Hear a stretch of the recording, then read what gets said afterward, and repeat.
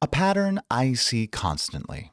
A voice teacher with solid classical training takes on a student who wants to sing pop or musical theater or R&B. The teacher applies everything they know: lowered larynx, vowel modification, creating space in the throat, and the student sounds classical, operatic, wrong for the style. The teacher isn't failing, they're applying the right techniques for the wrong acoustic targets.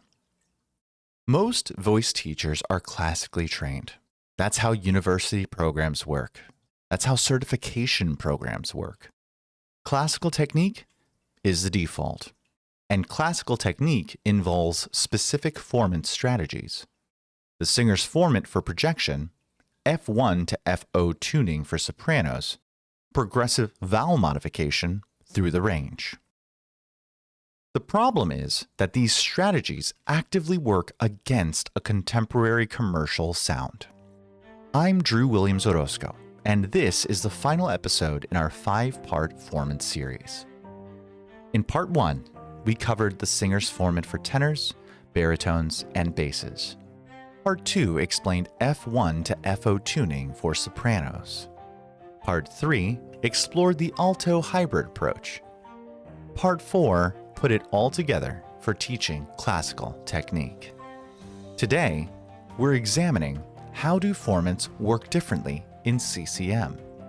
Same physics, different sound, and understanding the difference will make you a more versatile teacher. Let's get into it.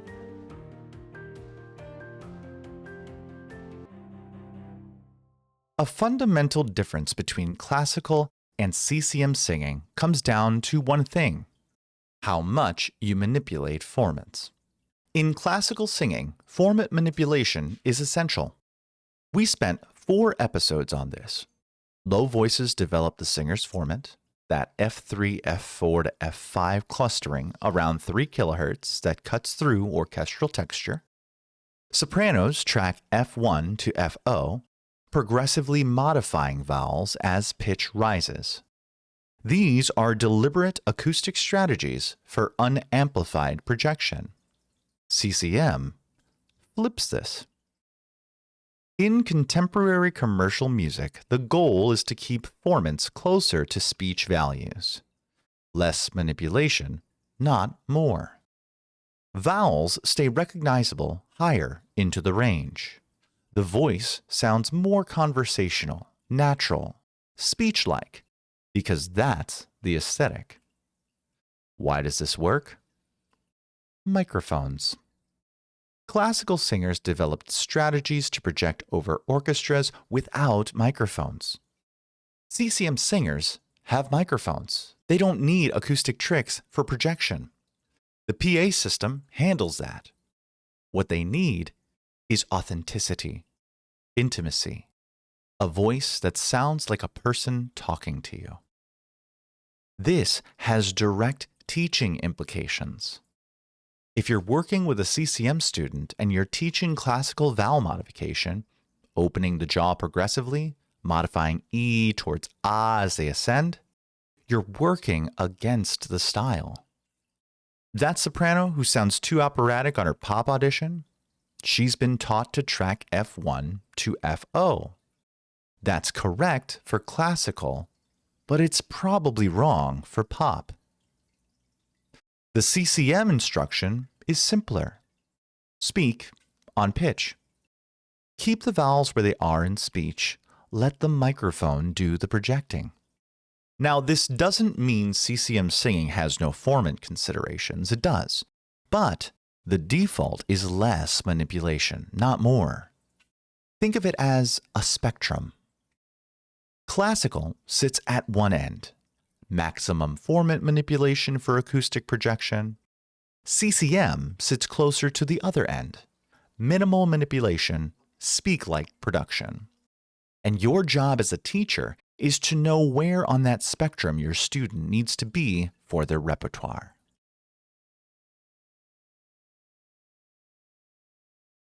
There is one specific formant manipulation in CCM, and it's belt. Belt involves F1 tracking the second harmonic, not the fundamental. You'll see this written as F1 tracking 2FO. The result is a dominant second harmonic. That's what gives belt its characteristic bright, brassy, speech-like timbre, a completely different harmonic balance than classical singing. How do you get F1 to track 2FO? Vocal tract shaping. The larynx sits at speech level or slightly elevated, not lowered like classical. The mouth opens wide. This creates what's called a megaphone shape, wide at the lips, which raises F1 and enables that 2FO tracking. Something important to know: true belt has a ceiling. Generally, belt tops out around C5 for female voices and A4 for male voices, though individual singers may find their ceiling lower. This isn't purely an acoustic limit. It's about fold thickness. The thick fold, TA dominant production, that defines belt can't be maintained indefinitely as pitch rises. Above each singer's ceiling, the technique shifts. Thinner folds, more CT engagement, brighter and lighter production. The industry often calls this belt, but it's acoustically distinct. Belt is not dangerous. For decades, classical pedagogy treated belt as harmful. The research doesn't support this. Injury rates correlate with training quality, not style choice. Teach belt well, and it's as healthy as any other technique. You might be wondering, what about mix? Where does mix fit into the Formant picture? Mix is not a Formant strategy. Mix is about the source, the vocal folds, not the filter. It's the thyroretinoid and the cricothyroid muscles working together, locked in a muscular antagonistic state, both engaged simultaneously. This is actually how singers produce nearly every note that isn't true belt or at an extreme range. The challenge most singers face with mix is muscular. Their TA muscles are much stronger than their CT muscles. Developing mix means developing CT strength to balance the TA. But this is about source, not resonance. There's no distinct Formant manipulation in mix. The resonance strategy can be whatever the style requires. Speech-like for pop, belt configured for musical theater, classic for legit. I'm mentioning this in a Formant-focused episode specifically to clarify what is and isn't Formant related. Mix matters for CCM singing. It's just not a Formant topic.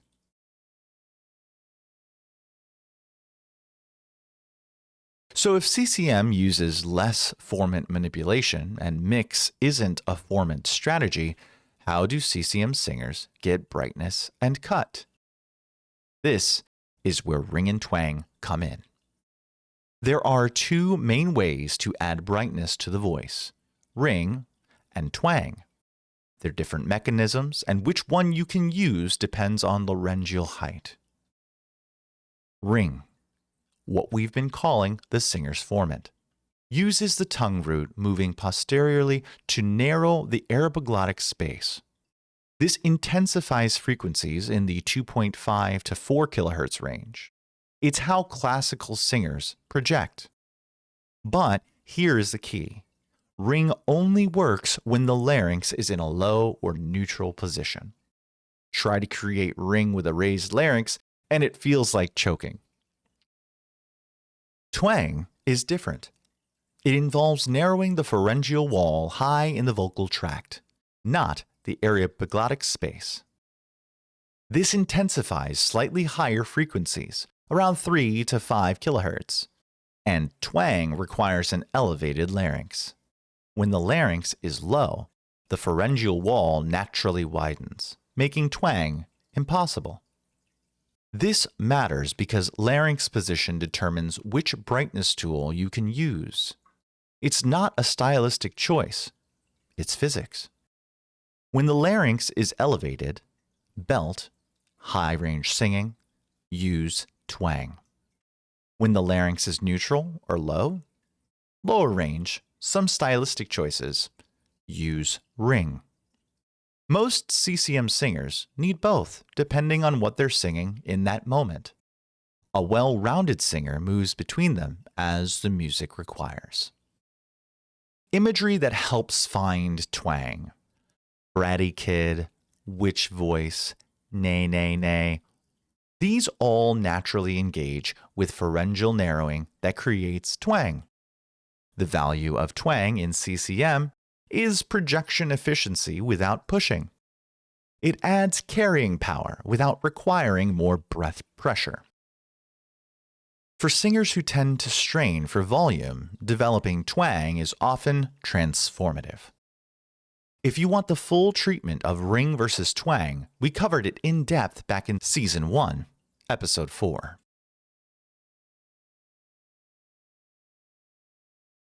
Let me give you the practical summary for teaching formants in CCM. First, what not to do. Don't apply classical formant rules to CCM students. If you're teaching lowered larynx, extensive vowel modifications, singer's formant development, those are classical strategies and they'll make your CCM student sound operatic. One exception, legit musical theater. Legit singing intentionally uses classical techniques, that's the style, but for pop, R&B, folk, country, jazz, different targets. For general CCM singing, the instruction is less modification, more speech-like. Keep vowels recognizable, let the microphone handle projection. Think conversational. For belt specifically, teach the F1 to 2FO strategy. Jaw opening, speech level larynx, wide mouth. Remember the upper limit for belting, A4 and C5. Above that is a different technique. For brightness and projection, match ring or twang to the laryngeal context. Lower neutral larynx, ring. Elevated larynx, twang. Don't try to force one where the other belongs. The common diagnostic pattern, a CCM student sounds too classical or covered, and the fix is almost always raising the larynx to speech level, opening the mouth more, and reducing vowel modification. Give them permission to not sound classical. Let's bring together not just this episode, but the entire series. 5 parts, a complete formant toolkit. Part 1, the singer's formant, how tenors, baritones, and basses project through F3 to F4 to F5 clustering around 3 kHz. Part 2, F1 to FO tuning, how sopranos maintain acoustic efficiency by tracking their first formant to their fundamental frequency. Part 3, the alto hybrid, using both strategies depending on range, blending through the A4 to D5 transition zone.